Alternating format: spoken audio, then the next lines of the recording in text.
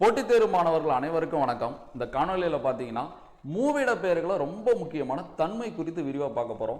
இந்த மூவிட பெயர்களான தன்மை, முன்னிலை, படர்க்கை, இதுங்களோட விகுதிகள், இதோட ஒருமைப்பன்மையெல்லாம் பாடத்திட்டத்துக்கு முக்கியமானு கேட்டால் ரொம்ப அவ்வளோ முக்கியமானது. இன்னைக்கு பாடத்திட்டத்தில் பிழை திருத்தத்தோட பங்கு என்னன்னு உங்களுக்கு தெரியும். அதுலேயும் ஒருமைப்பன்மைக்கு இதுதான் பேசிக். சரியா? அப்போ ஒருமைப்பன்மையை தவிர்த்தும் இந்த புது பாடத்திட்டத்தில் பல்வேறு மொழித்திறன் சார்ந்த தலைப்புகளுக்கு இந்த மூவிட பெயர்களும் இதன் விகுதிகளும் இதன் ஒருமைப்பன்மை அமைப்புகளும் ரொம்ப முக்கியமாக இருக்கும். கான்செப்ட் ஓரியன்டாக புரிஞ்சு படிக்கிறதுல என்னென்ன நல்லது இருக்குன்னா, நீங்கள் கான்செப்ட் ஓரியன்டாக ஒரு விஷயத்தை நல்லா தெளிஞ்சு கிளியராக படிச்சுட்டீங்கன்னா ரிவிஷன் பண்ண தேவையில்லை. இதுதான் ஒரு மிகப்பெரிய ப்ளஸ். ஏன்னா போட்டித் தேர்வுலே கடினமான விஷயம் எதுன்னு கேட்டால் அது ரிவிஷன் தான். சரியா? ரிவிஷன் தான் அவ்வளோ கஷ்டம். ஸோ அப்போ நீங்கள் கான்செப்ட் ஓரியன்டாக படிச்சுட்டா ரிவிஷன் பண்ண தேவையில்லை. அதே மாதிரி எந்த எடுத்துக்காட்டுகள் கொடுத்தாலும் உங்களால் ஈஸியாக அப்ரோச் பண்ண முடியும். ஏன்னா நீங்கள் கான்செப்ட் ஓரியன்டாக படிச்சதுனால புக்கில் இருக்கிற அதே எடுத்துக்காட்டை நீங்கள் எதிர்பார்க்க தேவையில்ல. இது மனப்பாடம் பண்ணால் என்னென்ன பிரச்சனை இருக்குன்னா, சில தலைப்பெல்லாம் மனப்பாடம் பண்ணி தான் ஆகணும், சொற்பொருள் அதெல்லாம். சரியா? பட் இந்த மாதிரி விஷயத்தையே மனப்பாடம் பண்ணுறாங்களா, அவங்களுக்குலாம் என்ன பிரச்சனைனா அதை ரிவிஷன் பண்ணியே ஆகணும். இல்லை மறந்துடும் மனப்பாடம் பண்ணது. இன்னொன்று எடுத்துக்காட்டுகளும் அவங்க புத்தகத்தில் பார்த்ததோ இல்லை ஒரு தேர்வில் பார்த்த அதே எடுத்துக்காட்டு இருந்தால் தான் உங்களுக்கு எளிமையாக இருக்கும். வேற ஒரு எடுத்துக்காட்டு மாறினா கடினமாக இருக்கும். அதனால் இது போல தலைப்பெல்லாம் நம்ம கான்செப்ட் ஓரியன்டாக படித்தா மட்டும்தான் தப்பிக்க முடியும். இன்றைய வகுப்பில் நம்ம அதுதான் பார்க்க போகிறோம். தன்மை குறித்து நம்ம விரிவாக ஆராய போகிறோம். இந்த தன்மை இதை எப்படி கொண்டு போக போகிறோன்னா, தன்மை, அடுத்த வகுப்பில் முன்னிலை, அதுக்கடுத்து படர்க்கை, அதுக்கப்புறம் இந்த மூன்றோட விகுதிகள், இதை மட்டும் நான் கிளியராக நடத்தி கொடுக்குற பட்சத்தில் பல்வேறு மொழித்திறன் சார்ந்த தலைப்புகளுக்கு இந்த வகுப்புகள் உங்களுக்கு ரொம்ப அடிப்படையாக இருக்கும். இப்போ எடுத்துக்காட்டு இந்த வகுப்பில் தன்மையை கிளியராக பார்க்க போகிறோம். தன்மை ஒருமை, தன்மை பன்மை, அடுத்து முன்னிலை ஒருமை, முன்னிலை பன்மை, அடுத்து படர்க்கை ஒருமை, அடுத்து படர்க்கை பன்மை, அடுத்து இதோட விகுதிகள். தன்மை ஒருமை விகுதிகள் இருக்கு, தன்மை பன்மை விகுதிகள் இருக்கு, முன்னிலை ஒருமை விகுதி, முன்னிலை பன்மை விகுதி, படர்க்கை ஆண்பால் விகுதி, படர்க்கை பெண்பால் விகுதி, படர்க்கை பலர்பால் விகுதி, படர்க்கை ஒன்றன்பால் விகுதி, படர்க்கை பலவின் பால் விகுதி. ஸோ இவ்வளோ கான்செப்ட் இருக்கு. இதை தாண்டி இதை எவ்வளோக்கு எவ்வளோ அப்டேட் பண்ணுறோமோ அவ்வளோக்கு எவ்வளோ சொல்லிலக்கணமே முடிஞ்சிடும். சொல்லிலக்கணத்தோட மிகப்பெரிய அடிப்படை இதுதான். அதனால் இந்த வகுப்புகளை நீங்கள் டீட்டெயிலாக கவனிங்க. ஸோ அழகாக நோட்ஸ் எடுத்துக்கோங்க. கண்டிப்பாக மொழித்திறனில் நம்ம நல்ல மதிப்பெண் ஸ்கோர் பண்ணலாம். எப்பயும் போல் நம்ம ஒயிட் போர்டில் கிளாஸ் பார்த்துட்டு லாஸ்ட்டில் பிடிஎஃப்பில் பார்த்துக்கலாம். ஓகேவா? சரி, வகுப்புக்குள்ளே போகலாமா? தன்மை. ஸோ வகுப்பு என்னது? மூவிட பெயர்களில் தன்மை. ஃபர்ஸ்ட் நான் தன்மை என்னன்னு சொல்லிடுறேன். இத்தனை நம்ம என்ன பார்த்துருப்போம்? தன்னை குறிப்பதால் அது தன்மை, அப்படி தானே பார்த்துருப்போம். தன்மைக்கு கரெக்டான விளக்கம் என்னன்னா, தன் கருத்தை வெளிப்படுத்துபவன் தன்மை எனப்பட்டான். தன் கருத்து, ஒருத்தன் பேசுறான்ல, தன்னோட கருத்தை தான் நான் வெளியிடுறான். அப்ப தன் கருத்தை கூறுபவன் தான் யாரு? தன்மை. பேசுபவன் தான் யாரு? தன்மை. சரி, இப்ப முன்னிலைன்னா என்னது? இப்ப தன் கருத்தை ஒருத்தன் பேசுறான்ல, அதை முன்னாடி நின்று ஒருத்தன் கேட்பான்ல, அவன் தான் முன்னிலை. சரியா? பேசுபவரின் கருத்தை முன்னின்று கேட்பவன் முன்னிலை. அப்ப படர்க்கைனா என்னது? எல்லாமே காரண பெயர். தமிழ்ல பல சொற்கள் காரண பெயர் தான். தமிழ்ல இடுகுறி பெயர் அதிகமா, காரண பெயர் அதிகமான்னு கேட்டா காரண பெயர் தான் தமிழ்ல மிகுதி. இடுகுறி பெயர் ரொம்ப குறைவு தான். சரியா? இப்ப எடுத்துக்காட்டுக்கு சுவர்னு ஒரு வார்த்தை இருக்குல்ல, இப்ப தோல்னு ஒரு வார்த்தை இருக்குல்ல, இது எல்லாமே காரண பெயர் தான். எப்படி காரண பெயர்னா, இப்ப நமக்கு தெரியும் சுவர், இப்ப தோல், சுவல், தோலுக்கு என்ன சொல்லுவாங்க? சுவல்னு சொல்லுவாங்கல்ல. அப்ப நம்மளை தோல் பாதுகாக்கிறது போல ஒரு வீட்டை சுவர் பாதுகாக்குது. இப்படிதான் காரண அடிப்படையில் தமிழ்ல பல்வேறு பெயர்களை உருவாக்கி இருப்பாங்க. அப்படி பார்க்கும்போது தன்மை, முன்னிலை, படர்க்கையும் காரண பெயர் தான். தன் கருத்தை வெளியிடுபவன் தன்மை, கருத்தை முன்னின்று கேட்பவன் முன்னிலை, பேசுபவன் கேட்பவன் அல்லாமல் கருத்து வேறு ஒருவரிடம் படர்வதால் அது படர்க்கை. கொடி படருதுன்னு சொல்றோம்ல, ஒரு கொடி, இப்போ ஒரு சின்ன செடி வைக்கிறீங்கன்னு வச்சுங்களேன், மாதுளங்கன்னு வைக்கிறீங்கன்னா அது அந்த இடத்துல தான் வளரும். ஆனா கொடி என்ன பண்ணுது? படருது. கொடி அங்க வேறு எங்க இருக்கும்? கொடி எங்கேயோ இருக்கும். பார்த்துட்டீங்களா? அது போலதான் பேசுறவன் கேட்கிறவன், இவங்க ரெண்டு பேர் இல்லாம கருத்து வேற ஒருத்தவங்கள்ட்ட படர்ந்து போதில்ல, அதுதான் படர்க்கை. இதை நம்ம சிம்பிளா படிச்சிருப்போம் தான். ஸோ பேசுறவன் தன்மை, கேட்கிறவன் முன்னிலை, இங்க இல்லாதவன் படர்க்கை, இங்க இல்லாதவன் படர்க்கை தான் நம்ம படிச்சிருப்போம் லோக்கலா. பட் இப்ப புரிஞ்சு படிச்சுக்கோங்க.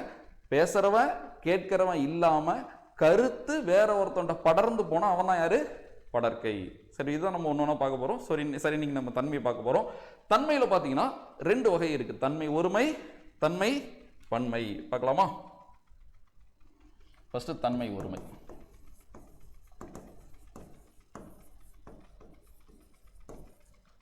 அடுத்து தன்மை பன்மை.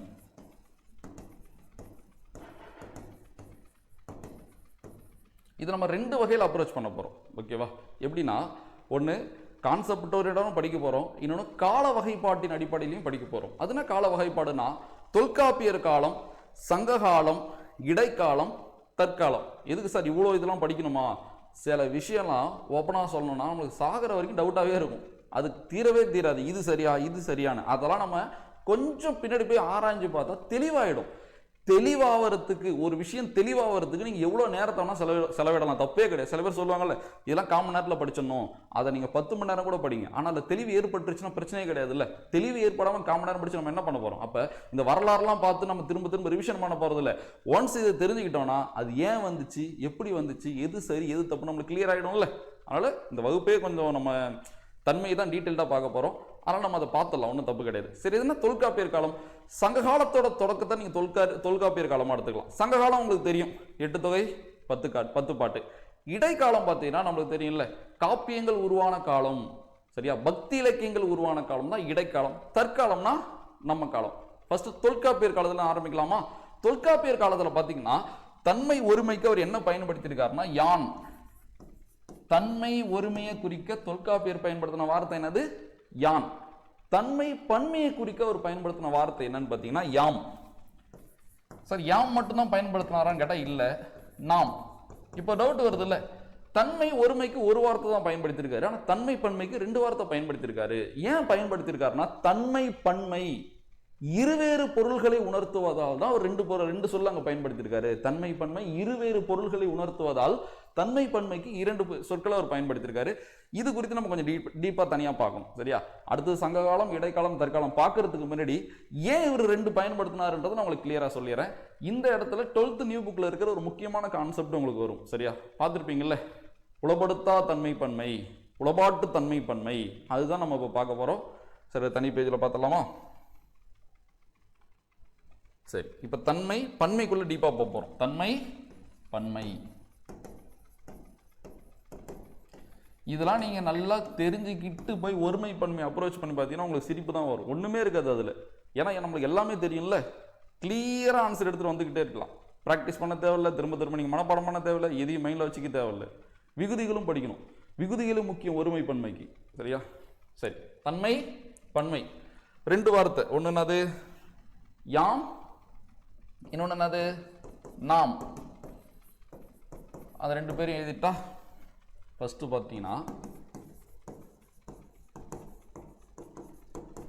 உளப்பாட்டு தன்மை பன்மை. அடுத்த 2 பார்த்தீங்கன்னா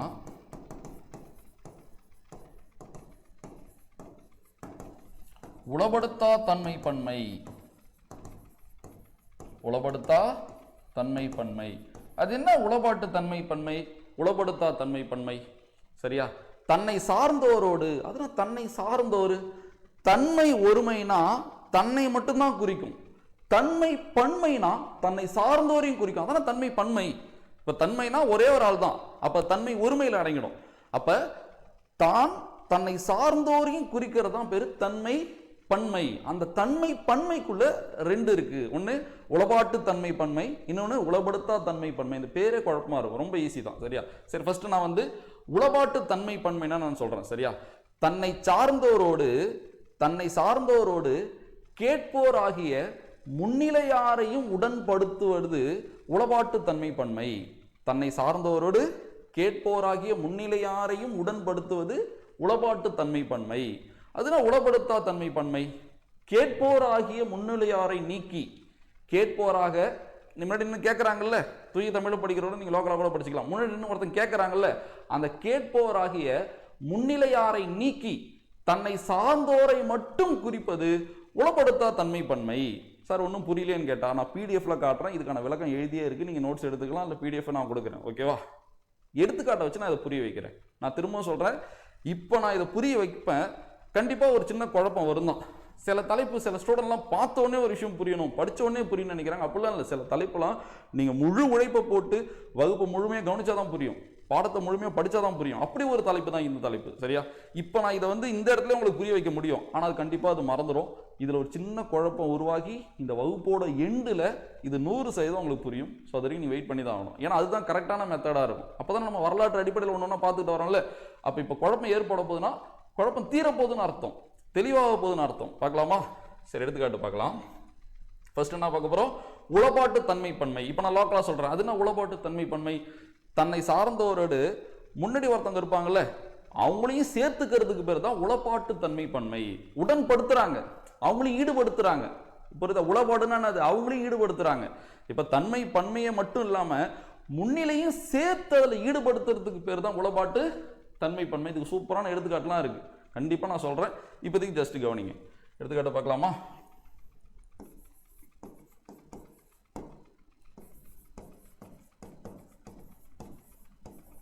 நாம் போரிடுவோம், இதுதான் உளப்பாட்டு தன்மை பன்மை. இந்த நாம் போரிடுவோம்னு ஒரு வார்த்தை இருக்குல்ல, இது நல்லா யோசிச்சு பாருங்க. இதுக்கு நீங்க ஒரு கான்செப்டுக்குள்ள மூழ்கணும், அப்பதான் உங்களுக்கு புரியும். இப்போ நீங்க அந்த ஸ்பார்டன் படம்லாம் பார்த்துருப்பீங்களா, 300 பருத்தி வீரர்கள். நீங்க அப்படியே அந்த படத்தை கூட யோசிச்சு பார்த்துங்களேன். ஸோ ஒரு பெரிய நாடு கூட போர், அப்போ அந்த சின்ன நாடு பலம் பொருந்திய நாடு தான். இந்த நாட்டில் இருக்கிற மொத்த பேரும் போருக்கு போக மாட்டாங்க, 300 வீரர்கள் மட்டும் தேர்ந்தெடுப்பாங்களா? இப்போ இந்த காட்சி, இப்போ நான் சொல்ற காட்சி நீங்க தத்துரூபமா யோசிக்கணும். நீங்க அந்த படமே பார்த்துட்டு இருந்தாலும் ஒன்றும் பார்க்கலனாலும் ஒன்றும் பிரச்சனை இல்லை, சரியா? ஊர் மக்கள் எல்லாம் ஒரு பக்கம் இருக்காங்க. ஊர்ல என்ன 100 பேர் 200 பேரா இருப்பாங்க, ஆயிரக்கணக்கான மக்கள் இருப்பாங்களா? அவங்களாம் ஒரு சைடு இருக்காங்க. இந்த 300 வீரர்கள் மட்டும் ஒரு சைடில் இருக்காங்க.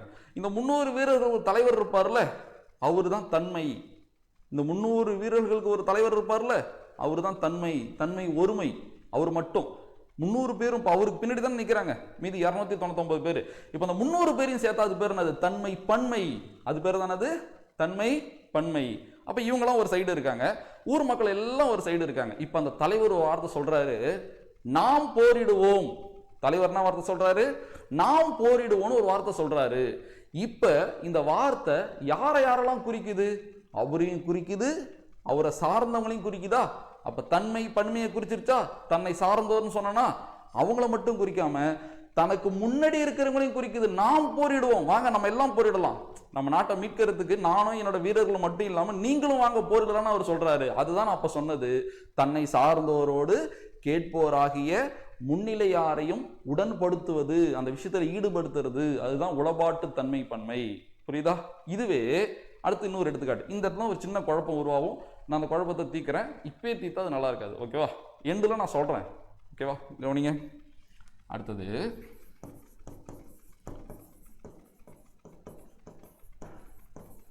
இப்பே சொல்லிடுறேன். இப்போ நான் சொல்றது கொஞ்சம் குழப்பமா இருக்கும், ஆனா எண்டுல தான் புரியும். இங்கே நான் அதை புரிய வச்சிடலாம், பட் அது சரியா இருக்காது. கவனிங்க. யாம் போரிடுவோம். இப்போ அப்ப என்ன வர சொன்னாரு? நாம் போரிடுவோம் சொன்னாரு. இப்ப என்ன வர சொல்றாரு? யாம் போரிடுவோம். யாம் போரிடணும் என்ன அர்த்தம்?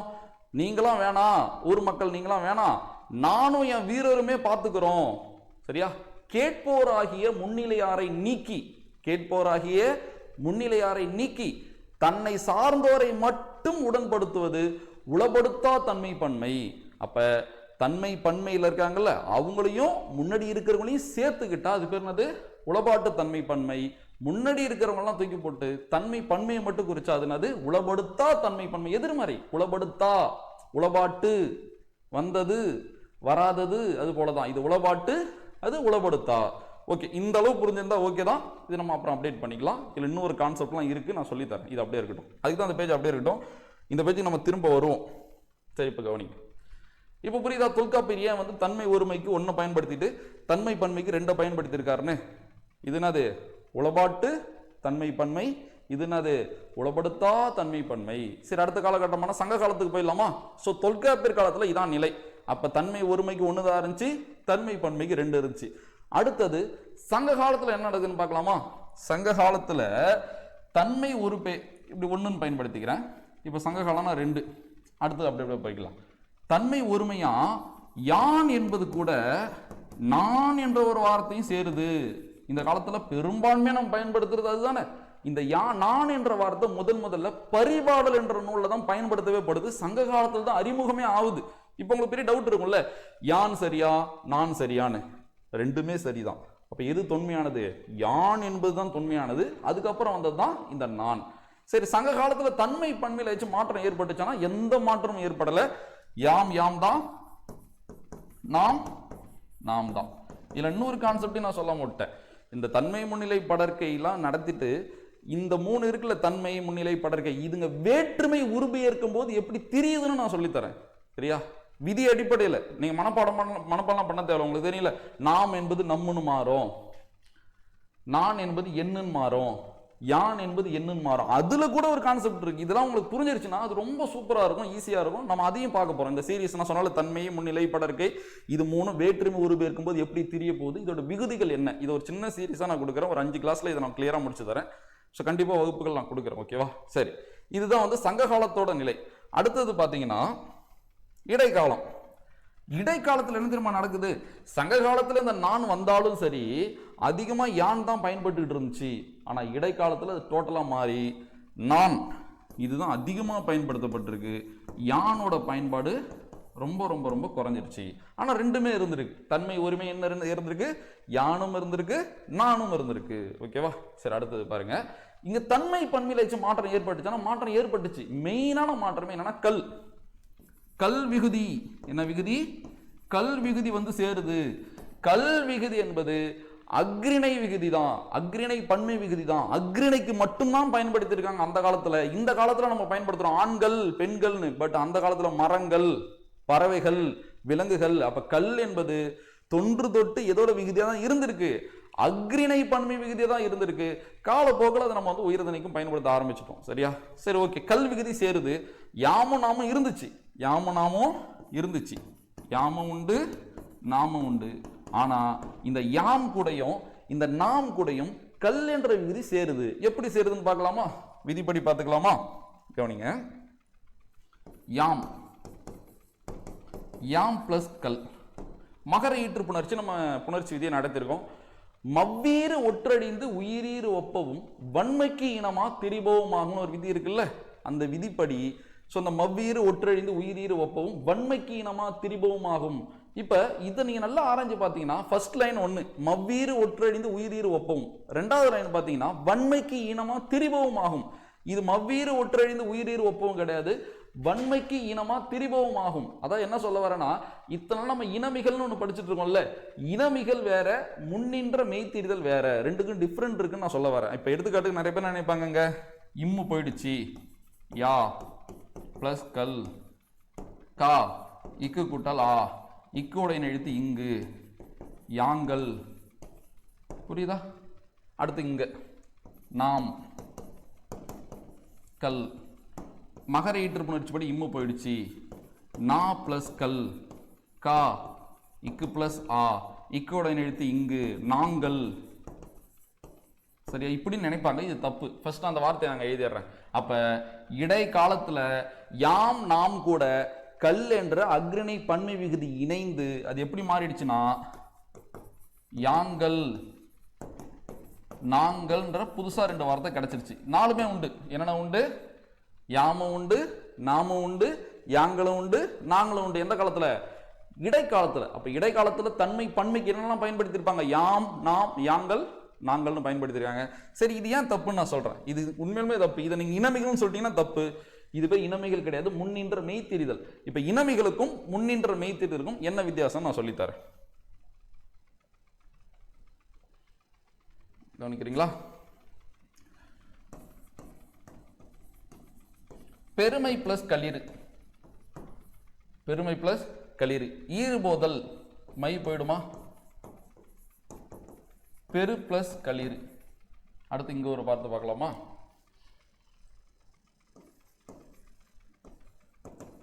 வெம்மை பிளஸ் கரி. வெம்மை பிளஸ் கரி. கரினா யானை, வெம்மை. சரியா? கோபமான யானை. வெம்மன வெப்பம், அந்த இடத்துல கோபத்தை குறிக்கும். ஈறுபோதல் விதிப்படி மை போயிடுது. வெம் பிளஸ் கரி. நல்லா கவனிங்க. 2 ஸ்ட்ரக்சரையும் பாருங்க. கா இக்கு கூட்டலாவா, இக்கு. இங்கேயும் பாருங்க, கா இக்கு கூட்டலாவா, இங்கேயும் இக்கு. அப்ப இக்கோட இணை எழுத்து எது? இங்கு. அப்ப இங்கேயும் இங்கு தான் வரப்போகுது, அங்கேயும் இங்கு தான் வரப்போகுது. உங்களுக்கு தெரிஞ்சிருச்சு. ஏன்னா உங்களுக்கு தெரியும் பெருங்களிறு, வெங்கரி. ஆனா டிஃப்ரெண்ட் உங்க கண்ணுக்கு தெரியுதா? இங்க இம்மு மெய்யெழுத்து இருக்கா, இங்க எந்த ஒரு மெய்யெழுத்தும் இல்லையா? அப்ப நிலைமொழியோட இறுதியில எந்த மெய்யெழுத்தும் இல்லாத அப்ப ஒரு மெல்லின வந்தாதான் அது பேர் இனமிகள். இப்ப இந்த இடத்துல இனமிகள். இக்கோட இணை எழுத்து எது? இங்கு. அப்ப பெருங்களிறுன்னு கிடைச்சிருச்சா? இது பேர் தான் இனமிகள். இங்க சேர்த்ததுக்கு அப்புறம் இதே போலதான் இருக்கும். ஆனா இது இனமிகள் கிடையாது. இது பேரு முன்னின்ற மெய்த்திரிதல். வன்மைக்கு இனமா திரிபவும் ஆகும். போய் வேணா செக் பண்ணி பாருங்க நெட்ல போட்டு. சரியா? வன்மைக்கு இனமா திரிபவம் ஆகும். இதுல என்னென்ன அடிப்படை பிரச்சனை தெரியுமா இருக்கு? சில பேர் நினைச்சுப்பாங்க இம்மு கெட்டுடுச்சு, கெடுதல், இங்கு தோன்றுச்சு, தோன்றல் கூட நினைச்சுப்பாங்களா விகார புணர்ச்சியில. அப்ப இங்க கெடுதலும் கிடையாது, தோன்றலும் கிடையாது, இது பேர் திரிதல், முன்னின்ற மெய் திரிதல். அப்ப இந்த இடத்துல இம்மு திரிஞ்சு இங்க மாறுது. காரணம் என்னமோ அந்த இக்கோட இணை எழுத்து இங்கு வரதுனாலதான். ஆனா அது இனமைகள் கிடையாது, பேர் முன்னின்ற மெய் திரிதல். அப்ப இம்மு போயிட்டாங்க என்ன வரும்? இங்கு வருமா? அப்ப வெங்கரி. அப்ப பார்க்கும்போது எப்படி தெரியுது? இங்கேயும் இங்கு அங்கேயும் இங்குதான், ஆனா டிஃபரன்ஸ் தெரியுதா? இப்ப மாறுபட்டதை கண்டறின்னு வச்சுட்டோம்னா எதை போய் நம்ம தேடுவோம்? அப்ப இந்த அடிப்படை எவ்வளவு முக்கியம். அப்ப இது இனமைகள், இது முன்னின்ற மெய் திரிதல். சரி, ஓகே, நம்ம பார்க்கலாமா அந்த இடத்த? இப்ப பாருங்க. அப்ப நீங்களே சொல்லுங்க இந்த இடம். அப்ப இது தப்பு தானே? அப்ப நம்ம எப்படி சரியான பயன்படுத்திக்கலாமா?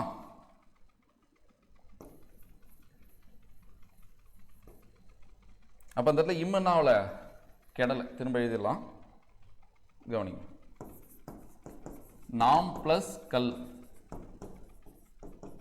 யாம் பிளஸ் கல். அப்ப ஆல்ரெடி இம்மு இருக்கா? அப்ப இங்கேயும் இக்குதான், இங்கேயும் இக்குதான். ஆல்ரெடி இம்மு இருக்கா? அப்ப வன்மைக்கு நம்ம திரிபவும் ஆகும், முன்னின்ற மெய்த்தெரிதல். அப்ப நாங்கள், யாங்கள் எப்படி கிடைக்குதுன்னு பார்த்துங்க. எல்லாத்துக்குமே சரியான ஒரு வழி இருக்கு, அதுதான் நம்ம கத்துக்கிறோம். சரி, இதை அழைச்சார அங்க நான் எழுதிட்டேன். ஸோ இப்போ இடைக்காலத்தில் என்ன நடந்திருக்கு? மெயினான மாற்றம், நான் என்பது பெரும்பான்மையா பயன்பாட்டுக்கு வந்துச்சு.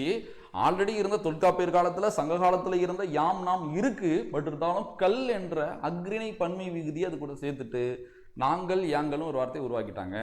இன்னொரு பெரும் மாறுபாடு என்ன தெரியுமா? சங்க காலத்திலையும் தொல்காப்பியர் காலத்திலையும் இந்த தன்மை என்பது உயர்திணைகளை குறிக்க மட்டும்தான் பயன்படுத்தப்பட்டிருக்கு. இந்த காலத்துல, இடைக்காலத்துல அக்ரிணையும் அது குறிச்சிருச்சு. ஏன்னா அந்த காலத்துலாம் பார்த்தீங்கன்னா ஒரு பறவையோ ஒரு மரமோ ஒரு விலங்கோ பாடுற மாதிரிலாம் பாட்டு இல்லை, கதை இல்லை. ஆனால் இடைக்காலகட்டத்தில் விலங்குகளோட பிரச்சனையை பற்றி பேசுகிற ஒரு நூல் கூட வெளியே வந்திருக்கும். அப்போ அந்த இடத்துல அந்த விலங்கு தானே தன்மை. அப்போ காலம் கடந்த அந்த முற்காலமான தொல்காப்பியர் காலத்திலையும் சங்க காலத்திலையும் தன்மை இடமானது உயர்திணையை மட்டும்தான் குறிச்சுது. ஆனால் இடைக்காலத்தில் அக்ரிணையும் குறிச்சிருச்சு. அது பேர் என்ன சொல்லுவாங்கன்னா இருதிணை பொது பெயர். என்ன சொல்லுவாங்க? இருதிணை பொது பெயர்.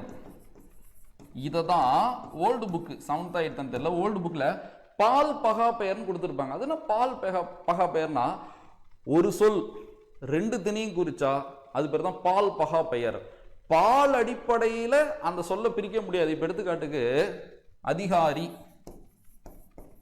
இப்ப நீங்க அதிகாரிய ஆணுன்னு சொல்லுவீங்களா பெண்ணுன்னு சொல்லுவீங்களா? பெண்ணா இருந்தாலும் அதிகாரி தான், ஆணா இருந்தாலும் அதிகாரி தான். இதுதான் இருதிணை பொது பெயர். சரி, இது பால், ஆண் பால் பெண் பால் வருதுல, அதான் பால் பகா பெயர்கள். இதே போல இப்ப இது ஆண் பாலுக்கும் பொது, இது பெண் பாலுக்கும் பொது. அதே போலதான் இருதிணை பொது பெயர்னா என்னன்னா, உயிர்திணைக்கும் பொது, அக்ரிணைக்கும் பொது. உயிர்திணைக்கும் பொதுவா இருக்கும், அக்ரிணைக்கும் பொதுவா இருக்கும். எது? இந்த தன்மை. ஒன்னும் பெருசாலாம் நீங்க யோசிக்கல. தன்மை என்பது இப்படி கூட ஒரு கொஸ்டின் வைக்கலாம். தன்மை என்பது உயர்திணையை குறிக்குமா அக்ரிணையை குறிக்குமானா, தொல்காப்பியர் காலத்திலையும் சங்க காலத்திலையும் உயர்திணையை மட்டுமே குறிச்சது. இடைக்காலத்துக்கு அப்புறமேட்டு உயர்திணையும் குறிக்க ஆரம்பிச்சிருச்சு, அக்ரிணையும் குறிக்க ஆரம்பிச்சிருச்சு. ஸோ இதை மட்டும் தெரிஞ்சுங்க. இதுதான் இடைக்காலத்தில் நடந்த மிகப்பெரிய மாற்றம். இப்போ நம்ம தற்காலத்துக்கு வந்துடலாம். ஸோ அவ்வளோதான், இந்த தற்காலத்தை மட்டும் பார்த்துட்டா ஸோ கடைசி கட்டத்துக்கு நம்ம வந்துடலாம். கவனிக்கிறீங்களா? தற்காலம். தற்காலத்தில் எஞ்சினது இதுதான், இது மட்டும்தான். வரலாறு டக்குன்னு புரியுதா இப்போ பார்க்கும்போது? அப்போ பாருங்க எவ்வளோ பெரிய மாற்றம் நடந்திருக்கு பாருங்க. யான் என்பது உருவாகி, யான் கூட நான் உருவாகி, நான் முன்னாடி வந்து யான் பின்னாடி போய் நான். இந்த காலகட்டத்தில் நம்ம பயன்படுத்துற தன்மை ஒருமை வார்த்தை என்னது? நான். அப்ப இந்த காலத்தில் நம்ம பயன்படுத்துற தன்மை பன்மை வார்த்தை எது? நாம், நாங்கள். இவ்வளவுதான். எப்படி எப்படிலாம் வந்து எப்படி எப்படி மாறி நிக்கிறோம், இது ஏன் மாறிச்சு, இது எப்படி கிடைச்சதுன்ற ஒரு சின்ன புரிதல் இப்ப பார்க்கும்போது இவ்வளவுதான். நானு, நாமு, நாங்கள், இது மூணு தான் நம்மளுக்கு இன்னைக்கு தேவை. இதுதான் தற்காலத்தில் இருக்கிறது. இது வேற்றுமை உருவே இருக்கும்போது எப்படி மாறுதுன்றது நான் அப்பயே சொல்லிடுறேன். அது இதில் சொல்லிடுறேன், மொத்தமாக சேர்த்து விதி அடிப்படையில் லாஸ்ட்ல சொல்லித்தரேன். இப்போ இந்த நான் என்பது வேற்றுமை உருவே இருக்கும்போது எண் என்று எப்படி மாறும்? எப்படி மாறும்? எண்ணுன்னு மாறும். அடுத்தது நாம் என்பது வேற்றுமை உருவே இருக்கும்போது நம்முன்னு மாறும். நான் திரும்ப சொல்றேன், இதை நான் விதி அடிப்படையில் சொல்லித்தரேன். புணர்ச்சி விதி பார்த்துருப்போம்ல, விதி அடிப்படையெல்லாம் பார்த்துருப்போம். திசையோடு திசையும் பிற பெயரும் சேரின் நிலையீற்று உயிர்மையும் கவ்வோற்று நீங்களும் ரகரம் நலவா திரிவும் ஆம் பிறன்னு ஒரு விதியே இருக்கும். இப்போ திசை பெயர் புணர்ச்சி நம்ம சும்மா வந்து இப்போ வடக்கு பிளஸ் தெற்கு, வடக்குல இருக்கிற கூ போயிடும், இக்கு போயிடும், சும்மாலாம் இல்லை, விதி. திசையோடு திசையும் பிறவும் சேரின் நிலையீற்று உயிர்மையும் கவ்வொற்று நீங்களும் சொல்லியிருப்பாங்க. அப்ப நிலையீற்று உயிர்மை என்னது? வடக்கு கூ நிலையீற்று உயிர்மை, கவ்வொற்றுனது இக்கு நீங்களும் சொல்லியிருப்பாங்க. அப்ப இதுக்கு விதி இருக்கு. இது நாம் என்பது நம்ம விதி இருக்கு. ஸோ விதி அடிப்படையில் இந்த தன்மை முன்னிலை படர்க்கையை முடிச்சுட்டு இந்த மூணு எப்படி வேற்றுமை உருபேற்று எப்படி எப்படிலாம் மாறுன்றது விதி அடிப்படையில் நம்ம பார்த்துக்கலாம், புணர்ச்சி அடிப்படையில் பார்த்துக்கலாம். ஜஸ்ட் இப்போ தெரிஞ்சுங்க. ஸோ நான் என்பது எப்படி மாறும்? என். நாம் என்பது எப்படி மாறும்? நம். இப்போ நாங்கள் எப்படி மாறும்? எங்கள். இதுவும் மாறினதுக்கும் சின்ன சின்ன வரலாறு உண்டு. நான் தனி பாக்ஸ் வச்சிருக்கேன், நான் அதில் சொல்றேன். ஸோ இதுதான். ஸோ இப்போ தன்மை ஒருமை என்னது? நான். தன்மை பன்மை என்னது? நாம் நாங்கள். இப்போ போலாமா அந்த உளப்பாட்டுக்கு? இப்போ புரியும் பாருங்க. இந்த உளப்பாட்டு தன்மை பன்மை உங்களுக்கு நாம் யாம் இது கனெக்ட் ஆயிருக்காது. இப்போ கனெக்ட் ஆகும் பாருங்க. திரும்ப அதுதான். நாம் போரிடுவோம். திரும்ப ஒரு ரிவிஷன் பண்ணிடலாமா? உளப்பாட்டு தன்மை பன்மை, உளப்படுத்தா தன்மை பன்மை. உளப்பாட்டு தன்மை பன்மை என்னன்னா தன்னை சார்ந்தோரோடு கேட்போராகிய முன்னிலையாரையும் உடன்படுத்துவது உளப்பாட்டு தன்மை பன்மை எனப்படும். கேட்போராகிய முன்னிலையாரை நீக்கி தன்னை சார்ந்தோரை மட்டும் உடன்படுத்துவது உளப்படுத்தா தன்மை பன்மையாக நான் விளக்கம் சொல்லியிருக்கேன். இந்த இடத்துல பாருங்க, நாம் போரிடணும்னு அர்த்தம். திரும்ப அதே கதை தான். அரசன் இருக்காரு, அரசருக்கு முன்னாடி போர் வீரர்கள் இருக்காங்க, நாட்டு மக்கள் எல்லாம் ஃப்ரண்ட்ல நிக்கிறாங்க. இப்ப அரசர் சொல்றாரு நாம் போரிடுவோம். அப்ப நாம் போரிடணும்னு அர்த்தம் நம்ம எல்லாம் போரிடலாம். அப்ப தன்மை பன்மை, அவர் மட்டும்தான் தன்மை ஒருமை, அவரு கூட தான் வீரர்கள் இருக்காங்களா, அப்ப தன்மை பன்மை தானே. அப்ப தன்னை சார்ந்தவரோடு கேட்கிற மக்களையும் அவர் போருக்கு இழுக்கிறாருல்ல, அப்ப அது பேர் தான் உளப்பாட்டு தன்மை பன்மை. இது இப்ப பாருங்களேன், நாங்கள் போரிடுவோம், நாங்கள் போரிடுவோம். இப்ப மன்னன் சொல்றாரு, அதே மன்னன் சொல்றாரு நாங்கள் போரிடுவோம். இப்ப என்ன அர்த்தம்? நீங்க வீட்டுல பத்திரமா இருங்க, நம்ம நாட்டை நாங்க போரிட்டு பாத்துக்கிறோம். அவர் மட்டும் கிடையாது, அவர் வீரர்கள். அப்ப கேட்போர் ஆகிய முன்னிலையாரை நீக்கி தன்னை சார்ந்தோரை மட்டும் உளப்படுத்துவது உளப்படுத்தா தன்மை பன்மை எனப்படும். அப்ப இந்த யாம் என்பதை ஏன் நான் பயன்படுத்தினேன்? ஏன்னா வரலாறு உங்களுக்கு புரியணும். இப்ப புரியுதா? சோ அப்ப அந்த யாம், அந்த நாம், அப்ப அந்த யாங்கள், நாங்கள், இந்த காலகட்டத்தில் இது நாங்கள். அப்ப அந்த காலகட்டத்தில் உளப்பாட்டு உளப்படுத்தா இப்படி இருந்திருக்கு. இந்த காலத்தில் எப்படி இருக்கு பாருங்க. இது தொல்காப்பியர் காலம், சங்க காலம்னு வச்சுக்கலாம், இது நீங்க தற்காலம்னு வச்சுக்கலாம். அப்ப அந்த புரிதல் புரியணுன்றனால தான் அந்த இடத்துல நான் யாம பயன்படுத்தினேன். அங்கேயே நான் நாங்களை பயன்படுத்தினா உங்களுக்கு புரிஞ்சிருக்கும்ல. அப்ப இன்னைக்கு 12th புக்ல உங்களுக்கு இப்படிதான் கொடுத்துருப்பாங்க. அப்ப நாம்னு பயன்படுத்தினா அது உளப்பாட்டு தன்மை பன்மை, நாங்கள்னு பயன்படுத்தினா அது உளப்படுத்தா தன்மை பன்மை. இதுக்கு இன்னொரு விளக்கம் பார்க்கலாமா? தத்துரமா யோசிச்சு பார்க்கலாமா? இப்போ ஒரு வீடு, 4 பேர், அம்மா, அப்பா, ஒரு அக்கா, ஒரு தம்பி. அக்கா 12ஆம் வகுப்பு படிக்கிறாங்க, எக்ஸாம் நடக்க போகுது, பப்ளிக் எக்ஸாம் நடக்க போகுது, சரியா? இப்போ போய் அவங்க அந்த அக்கா மட்டும் தனியாக படிச்சுட்டு இருக்காங்க. இப்போ வீட்டில் அம்மா, அப்பா, தம்பி 3 பேர் ஒன்றா இருக்காங்க. 3 பேரும், அப்பா இருக்காரு, அப்பாவுக்கு தத்துரமா யோசிங்க, அப்போ தான் புரியும். அதுக்கு தான் சிம்பிளாக முடிச்சிடலாம். அப்பா இருக்காரு, அப்பாவுக்கு பக்கத்தில் அம்மா, தம்பி. இப்போ அப்பா போய் சொல்கிறாரு நாங்கள் படத்துக்கு போகிறோம்.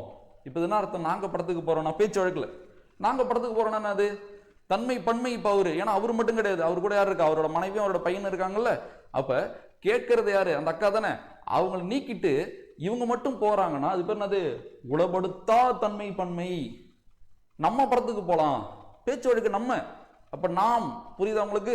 அப்ப நம்ம படத்துக்கு போலாம்னு அர்த்தம், நீ வா போலாம். அப்ப தன்மை பன்மை முன்னிலையில இருக்கிறதையும் சேர்த்துக்கிட்டா அது பேர் தான் அது உளப்பாட்டு தன்மை பன்மை. இப்படி புரியாத கான்செப்டை நீங்க லைஃபோட யோசிச்சு பார்த்தீங்கன்னா ஈஸியாக கனெக்ட் ஆகிடும். இன்னும் நிறைய எடுத்துக்காட்டு சொல்லிட்டு போயிட்டே இருக்கலாம். ஸோ இதுதான் உளப்பாடு, அதுதான் உளப்படுத்தா. உங்களுக்கு புரிஞ்சுக்க நம்புறேன். புரியுது இல்லை? இதான் புக்கில் எப்படி கொடுத்துருப்பான், இந்த எடுத்துக்காட்டு தான் புக்கில் கொடுத்துருப்பான். நாம் முயற்சி செய்வோம்,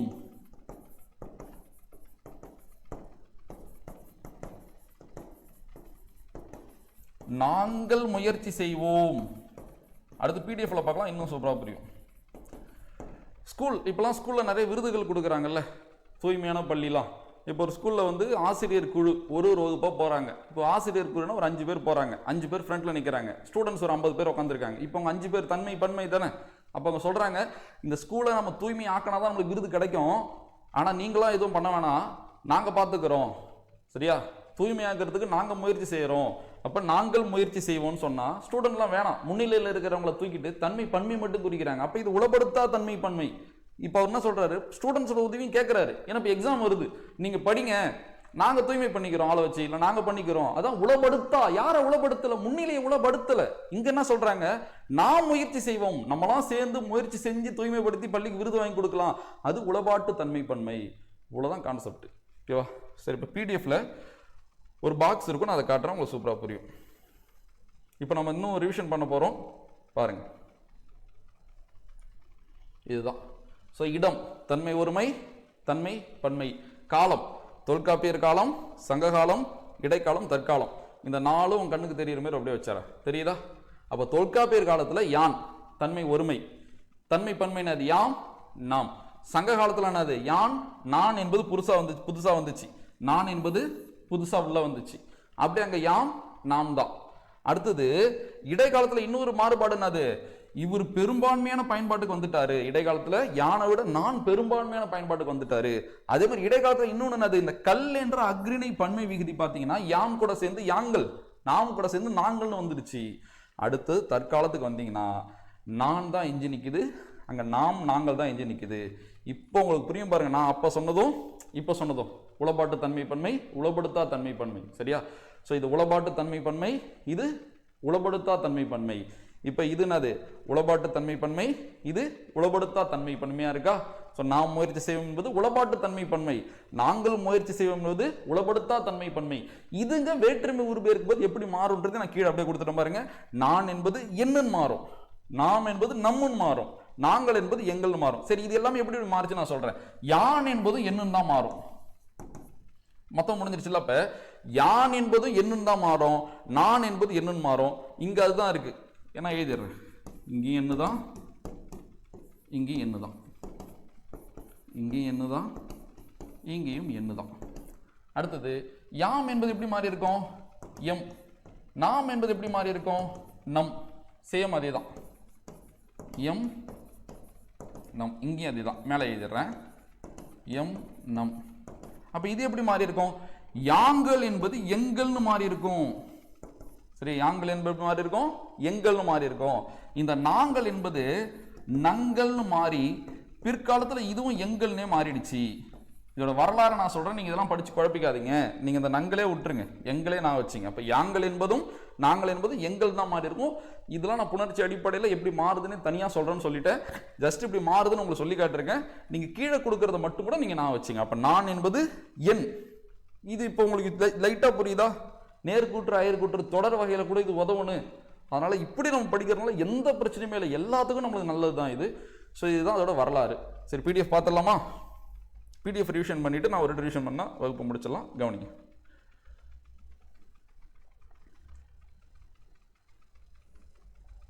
சரி, கவனிக்கிறீங்களா? தன்மை தன் கருத்தை சொல்பவன் ஆதலால் தன்மை எனப்பட்டது. தன் கருத்தை சொல்றதுனால அவன் தன்மை. கருத்தை கேட்கறவன் முன்னிலை. கருத்து வேற ஒருத்தண்ட படர்ந்தா அது படற்கை. ஸோ தன்மை ஒருமை தன்மை பன்மை. ஸோ தன்மை ஒருமை பாருங்க. தன்மை ஒருமை பெயர்கள் தொல்காப்பியர் காலம் தொடங்கி தற்காலம் வரை சில மாறுதல்களை அடைந்துள்ளன. அவை பின்வருமாறு. தொல்காப்பியர் காலத்தில் எப்படி இருந்திருக்கு? யான். அடுத்து சங்க காலத்துல என்ன வந்துச்சு? நான். இடைக்காலத்துல நான் முன்னாடி வந்துருச்சா? தற்காலத்தில் என்ன மட்டும் தான் நிக்குது? நான். இந்த நான் எப்படி மாறும்? வேற்றுமை உருபு இருக்கும்போது என். என் பிளஸ் ஐ என்னை, என் பிளஸ் ஆல் என்னால், என் பிளஸ் கு எனக்கு. இப்படி விதிப்படி நான் உங்களுக்கு சொல்லித்தரேன். அடுத்து தன்மை பன்மை. தன்மை பன்மை பெயர்கள் தொல்காப்பியர் காலம் தொடங்கி தற்காலம் வரை சில மாறுதல்களை அடைந்துள்ளன. அவை பின்வருமாறு. தொல்காப்பியர் காலம் யாம் நாம் ரெண்டு இருக்கு பாருங்க. யாம் நாம். தன்மை ஒருமைக்கு யான் என்ற ஒரு வடிவத்தை மட்டுமே கூறிய தொல்காப்பியர் தன்மை பன்மைக்கு யாம் நாம் என்ற இரு வடிவங்களை கூறியுள்ளார். இதற்கு காரணம் தன்மை பக்கம் இருவேறு பொருள்கள் உணர்த்துவதே ஆகும். சரியா? தன்மை பன்மை, தன்மை பன்மை, சின்ன மிஸ்டேக் பாத்துங்க. தன்மை பன்மை இருவேறு பொருள்கள். இந்த இடம் தான் ரொம்ப ரொம்ப முக்கியமானது. இருவேறு பொருள்கள். தன்மை பன்மை இருவேறு பொருள்களை உணர்த்துறது தான். அந்த ரெண்டையும் நம்ம கொடுத்துருக்கோம் பாருங்க. தன்மை தன்மை பன்மை இரண்டு வகைப்படும். என்னது? உளப்பாட்டு தன்மை பன்மை, உளப்படுத்தா தன்மை பன்மை. உளப்பாட்டு தன்மை பன்மை, உளப்படுத்தா தன்மை பன்மை. சோ உளப்பாட்டு தன்மை பன்மை பாருங்க, இதுதான் விளக்கம்.